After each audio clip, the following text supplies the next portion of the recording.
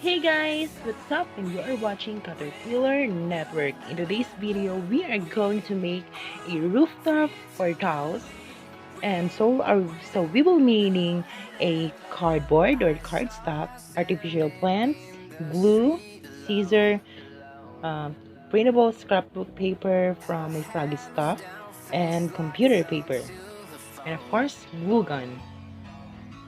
So I've measured the back wall of the roof by the length of the doll's torso, and I've already cutted the floor plan for the wall of the rooftop. And I'm gonna cover it with white computer paper. And also I'm gonna cover the wall of the rooftop with computer paper. And after that, we're going to glue the wall into the floor.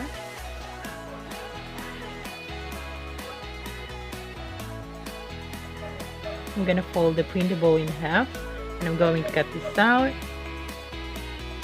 I'm gonna glue some artificial grass on the floor. Add some artificial plants. Add some couch. Add some pillow. And you're already done with some basic design for the rooftop for your dolls. Don't forget to give us a thumbs up, and you can follow us on Instagram at Caterpillar Network, and of course don't forget to subscribe.